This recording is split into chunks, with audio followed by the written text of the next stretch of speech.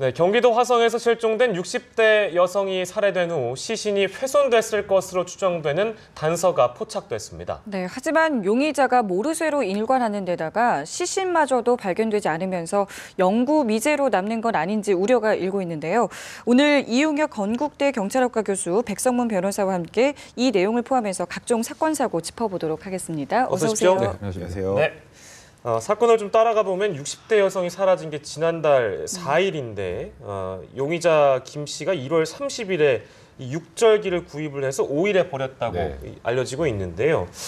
글쎄 이 용의자가 이제 범인이 맞으면 살해 뒤에 시신을 어떻게 보면 계획적으로 좀 처리를 했다고 볼 수 있는 건데 이 사건을 좀 재구성해 보면 어떻습니까? 그러니까 어쨌든 지금 확실히 사실로 알려진 것은 일단은 실종이 되었다는 거죠. 예. 실제로 살해되었는가는 일단 추정입니다. 그렇죠? 그렇습니다. 그래서 그 실종이 먼저 되기 전에 그런데 육절기가 구입이 됐고 육절기가 구입되기 또 전에 알려진 바에 의하면 이 여성에게 2억 5천만 원에 상당하는 토지 보상금이 지급되었다라고 이게 최근에 알려진 것 같아요. 네. 그리고 나서 그 용의 성상이 일단은 떠올랐기 때문에 경찰이 이 사람의 그야말로 콘크리트 그 집을 압수수색을 협조해서 하려고 하던 그 차에 이것에 대한 부담감을 느껴서 이 그 집 자체를 스스로 방화를 한 거죠. 그렇습니다. 현주 건조물 이제 방화를 한 것입니다.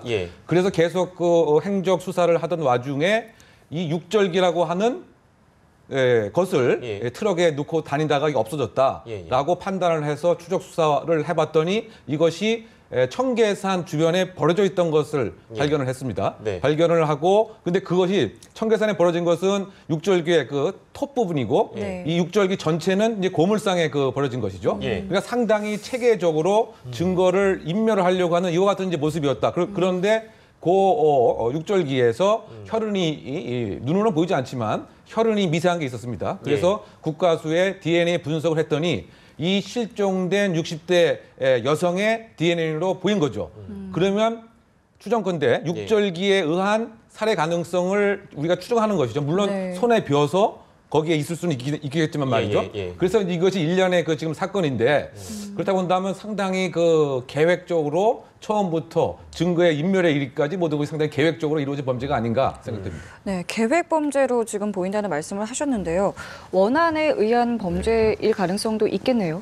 그러니까 지금 상황에서는 사체가 나오기 전이라 사실 명확하게 단정 짓기는 힘들어요. 이게 아까 육절기를 이용해서 만약에 사체를 훼손한 과정, 그 과정이 드러나고 사체를 확인을 한다면 그러면 어떤 동기에서 어느 정도의 원한을 가지고 사람을 죽였겠구나라고 하겠는데 아직은 말 그대로 실종이고 그 혈흔이 나왔다고 해도 사체가 없으면 사망의 결과를 확인할 수가 없잖아요. 그러니까 지금 아직까지는 이게 원한에 의한 살인이다라고 단정 짓기는 힘든데 통상 육절기를 이용해서 그 사체를 훼손을 했다라면 통상 그런 경우에는 원한에 의한 살인 경우가 많은데요. 그러니까 과거에 이런 사례가 있었어요. 그러니까 이 사건하고 좀 유사한 사건인데 이런 말씀을 드려도 될지 모르겠네요. 한 2000년 초반인가 여자친구를 살해하고 그때도 이제 사체가 없었어요.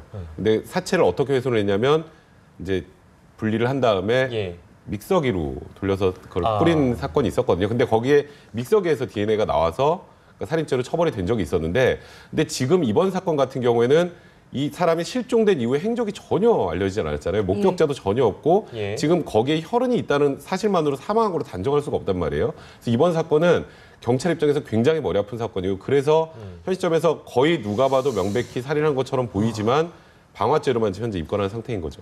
여러 가지 부분들을 고려해 봤을 때 그러니까 김 씨를 범인으로 단정할 수 없는 이유가 이제 그런 부분들이 좀 있는 것 같은데 그럼 만약에 이제 끝까지 이런 범행을 만약에 부인을 하고 시신을 못 찾게 되면 이건 어떻게 되는 겁니까? 그래서 현재 방화죄로만 일단은 이제 검찰에 송치를 했고요. 이 살인죄 부분에서는 이제 검찰과 경찰이 나름대로 지금 고민을 하고 있는 것 같아요. 물론 이제 시신이 없어도 다른 증거를 종합해서 증거의 어떤 종합성이라고 하는 측면에서 판례상으로도 살인죄를 인정한 경우가 있긴 하죠. 하지만은 무엇인가 사체가 존재하지 않는다라고 하는 것 자체가 직접적인 증거가 부족하다라고 하는 살인죄 구중에 있어서 그래서 경찰과 검찰이 다른 증거라든가 또는 이 두 사람 간의 사회적인 관계가 일정한 부분 혹시 뭐 원한이었는지 아니면 또 계획이었는지 또 지금 말씀드린 2억 5천에 관한 것이 어떻게 없어진 건지 이런 등을 아마 종합적으로 고려를 해서 판단하지 않을까 생각됩니다. 증거가 보충되지 않으면 이거 사건은 영구미제로 남을 가능성도 충분하다라고 지금 말씀하신 거 아니에요? 네, 배제할 수 없죠. 왜냐하면 과거에 사체 없는 살인 사건 같은 경우 유죄 판결이 나온 건 대부분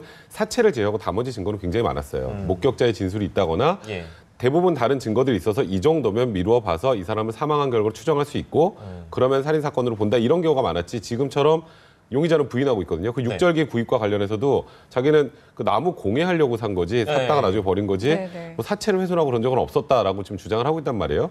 그러면 지금 그 외에 이 살인이라고 볼 수 있는 최소한 사람이 죽었다는 사실을 확인해야 되잖아요. 그렇습니다. 그 부분이 확인이 되지 않으면 아까 말씀하셨던 것처럼 미제로 남을 가능성도 배제할 수는 없습니다. 저는 이것의 특징이 어떤 감정적인 뭐 우발적인 것이라기보다는 상당히 그 계획적이 아닌가. 왜냐하면 이 사람의 그 행태를 보면 모든 것이 치밀합니다. 인터넷을 통해서 육절기를 구입하고 또 증거에 대한 완전한 인멸을 위해서 자기 집까지 방화를 시키고 말이죠. 더군다나 육절기를 그 분리를 하는 이런 것으로 본다라고 한다면 이른바 표현적 동기, 정서성으로 기분이 나쁘거나 모욕감보다는 이른바 그 이욕적 동기라고 하는 무엇인가 목적하는 바가 있어서 이거를 치밀하게 전개시켰다. 그런데 그것의 동기 자체가 혹시 2억 5천과 관련된 것이 아닌가 저는 이제 그런 추정을 하고 싶습니다. 네, 알겠습니다. 네, 그리고 다음 사건도 좀 짚어보겠습니다. 리포트 주한 미 대사에게 흉기를 휘두른 김기종 씨에게 구속영장이 청구가 됐습니다. 혐의는요 3가지인데요. 살인 미수, 외교사절 폭행, 그리고 업무 방해인데 김기종 씨는 일단 살해 의도는 없었다라고 지금 나오고 있는 거죠. 이제 살인의 고의가 있었느냐 없었느냐를 판단할 때는 고의는 머릿속에 있는 거잖아요. 그러니까 머릿속에 있기 때문에 그렇게 말한다고 살인의 고의가 없구나라고 판단하는 게 아니라 객관적 상황을 보고 판단을 하는 거예요. 근데 그 당시 사건 당일로 돌아가 보면 김기종 씨가 칼로 목 부분을 노렸단 말이에요. 목은 한 번 제대로 찔리면 바로 사망할 수 있는 곳이에요. 그리고 상처 깊이가 11cm에 안으로 3cm입니다. 얼굴 만져보시면 아시겠지만 3cm면 정말 깊이 파인 거거든요. 그러면 굉장히 큰 힘을 가해서 칼을 찌른 그런 상황이란 말이에요. 그렇다면 목을 겨냥했던 점이나 그 난 상처를 종합해 볼 때 살인의 고의를 갖고 있었다고 보는 게 객관적으로 맞는 것 같고요. 그래서 경찰에서도 살인 미수로 영장을 청구했던 거고 근데 과거에 2006년도에 지금 박근혜 대통령이 그 당시에는 이제 박근혜 대표였는데 그 오세훈 그 서울시장 지원 유세 과정에서 커터칼 피습을 한번 당한 적이 있잖아요. 그 당시에 살인 미수 혐의는 무죄가 나왔어요. 그러니까 흉기 대 상해가 유죄가 나왔는데 흉기의 차이가 분명히 있습니다. 이번 그 흉기 같은 경우는 25cm 정도 되는 과도고요. 그때는 커터칼이었어요. 커터칼로는 사람을 죽이기가 쉽지 않습니다. 근데 25cm 정도 되는 과도의 날카로움을 감안하면 이거는 충분히 사람을 살상할 수 있는 그런 흉기이기 때문에 그 사건과 이 사건을 단순 비교해서 그때도 살인 미수가 무죄가 나왔으니 이번도 그렇지 않느냐라고 말씀하신 분들이 있는데 그때와 지금은 조금 상황이 다르다는 생각이 듭니다. 살인 미수 가능성이 높다. 이렇게 저희가 봐야 되겠죠. 그렇죠. 왜냐하면 그 살인하려고 하는 고의가 분명히 있었고 지금 말씀하신 대로 상해보다 더 심각한 생명에 대한 그 위협이라고 하는 것이 분명히 존재한다. 왜냐하면 도구 자체가 뾰족한 과도이고 이것도 특정 부위, 목이라고 하는 것을 바로 겨냥을 했고 더군다나 그 대사가 그 나타나는 것을 마치 잠복해 있다가 따라 들어가서 바로 5분, 10분 안에 모든 행위를 종료했다라고 하는 것은 처음부터 끔찍한 공격 행위를 하려고 하는 다분한 의도가 있었다라고 징표되기에 상당히 용이한 것이죠. 어쨌든 근데 회복은 뭐 빠르게 이루어지고 있다고 하고 저희가 앞서 보도를 해드렸습니다만 이제 목욕까지 대사께서 하신다고 하니까 다행이긴 한데 근데 이게 어떻게 보면 좀 트라우마가 남지 않겠습니까? 상황적으로 봤을 때. 사실 그게 칼에 관련돼서 칼에 찔려본 사람들은 그런 얘기를 많이 하시더라고요. 앞에서 뭐가 번쩍만 해도 그렇죠. 번쩍만 해도 그게 굉장히 많이 남다고 하는데 이제 하나 다행이라고 해야 될까요? 리포트 대사 자체가 워낙 강한 분이기 때문에 기억하시겠지만 피습 당시에 그 정도의 심각한 상해를 입었는데도 주변 사람들을 오히려 괜찮냐고 뭐 위로를 하고 그런 과정까지 보여준 그런 모습을 감안하면 그래도 다른 사람들보다는 리포트 대사는 그래도 좀 후유증은 좀 덜 남지 않을까. 또 그리고 덜 남기를 좀 바랍니다. 자, 그리고 김기종 씨가 수차례 북한을 또 오갔다는 보도가 있었는데요. 그런 사실이 또 확인되고 있고요. 국보법 위반이 적용이 될 수 있다고 보세요. 어떻습니까? 사실 북한을 다녀왔다라는 부분 가지고 국보법 위반을 적용하기는 힘듭니다. 일단 그거는 전부 허가를 받고 갔다 온 거고요. 이번에 이제 국보법 위반 여부를 문제 삼는다고 하는 것은 당일 그 다음 날 그 김기종 씨 사무실 겸 자택을 압수수색했잖아요.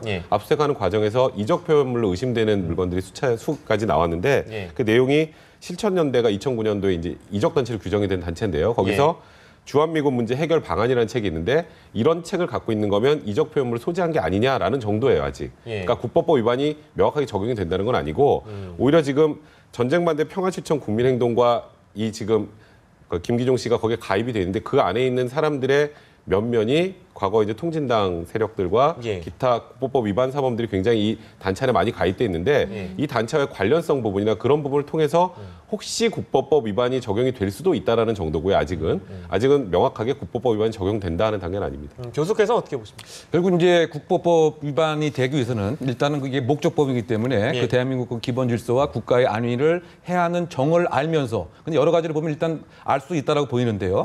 그 다음에 찬양, 고무, 회합, 통신 여기에 이제 해당이 돼야 되죠.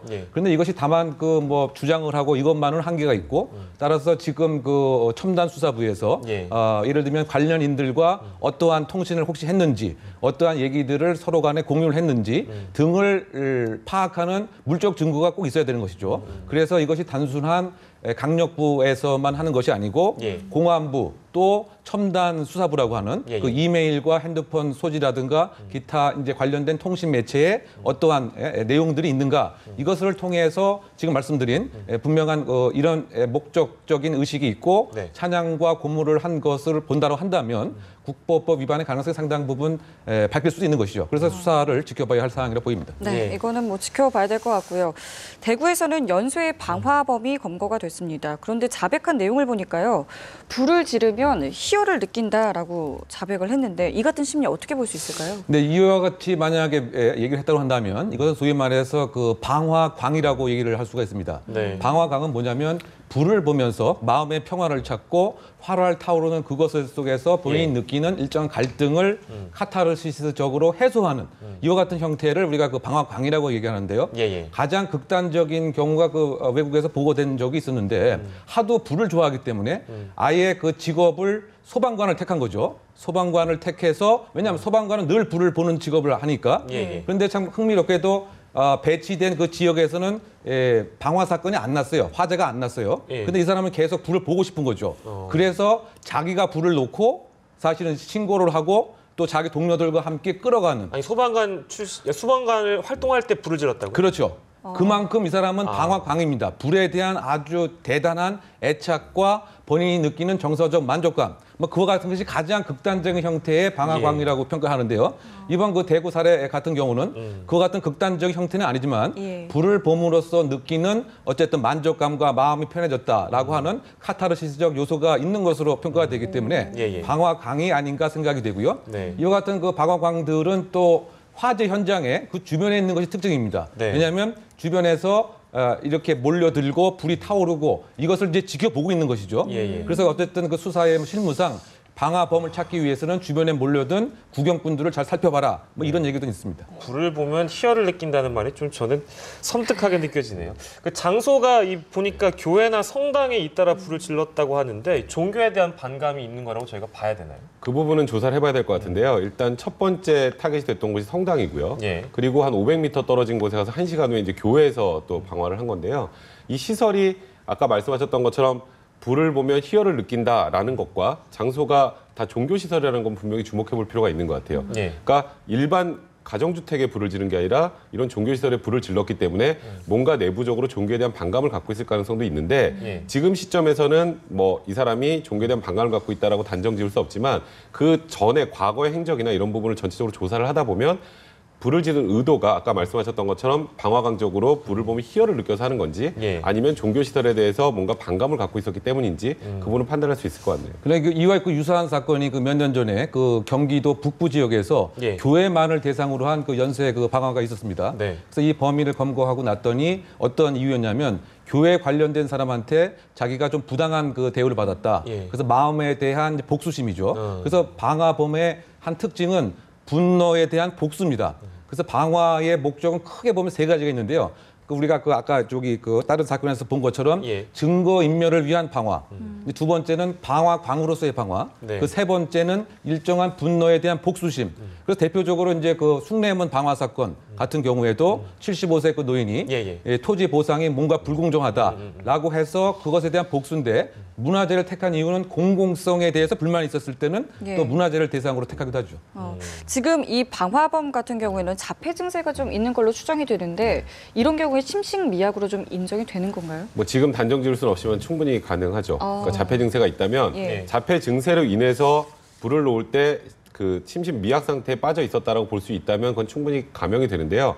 이 현주건조물 방화죄나 현주건조물 방화치사죄는 형이 굉장히 중합니다. 그러니까 현주건조물 방화죄가 3년 이상 아니면 무기징역까지 가능한 죄거든요. 그러니까 왜냐하면 공공의 위험을 야기할 수 있으니까. 근데 이 사람이 자폐 증세가 있고 그 자폐 증세가 실제로 이건 정신 진단을 다시 해봐야겠지만 이 범행에 영향을 미쳤다면 그리고 이 전에 다른 전과가 없다면 그럼 좀 감형될 가능성도 분명히 있죠. 궁금한 게 정신 진단이라는 걸 뭐 어떤 걸 하는 겁니까? 그러니까 결국은 이제 그 시시변별 능력이 이제 온전한지 또 불에 대해서 일정한 느낌을 받았을 때 온전한 뭐 이성 능력이 있는 것인지 이른바 특정 도구를 사용해서 전문가가 소위 말해서 감정 증인이 감정서를 제출하는 데 말이죠. 그런데 이 법관이 이 감정 그 서에 반드시 기속되는 그러니까 일정한 문제가 있다고 해서 법관이 이것을 꼭 따라야 되는 것은 아니고요. 이것은 단순한 하나의 참고 자료와 다른 정황까지로 종합적으로 고려해서 심신 미약인지를 판단하는데 뭐 예를 들면 이제 그 조현증 환자들 같은 경우에도 어떤 판례에서는 그야말로 이것은 감형을 해주는 경우도 있지만 다른 사항과 종합적으로 판단해서 그것은 뭐 심신 미약에 해당되지 않는다라고 하기 때문에 결국은 그 어떻게 그 법관이 이 사안을 바라보느냐에 따라 상당한 좀 편차는 있을 것이라 보입니다. 통상 과거에 정신병력이 있는 사람이 아니라 현재 와서 저는 뭐 이런 그 당시에 이러이러했습니다. 제정신이 아니었습니다라는 부분은 잘 안 받아들여지고요. 이 자폐 증세라고 지금 보고 있다는 게 과거에 자폐 증세와 관련된 정신과 진단을 받았기 때문에 만약에 지금 자폐 증세가 있다라고 본다면 그러면 감경이 될 가능성이 좀 있습니다. 네, 알겠습니다. 오늘 내용 여기까지만 정리하고요. 이번 주 사건 사고 짚어봤습니다. 건국대 경찰학과 교수 이웅혁 교수님, 백성문 변호사 함께했습니다. 고맙습니다.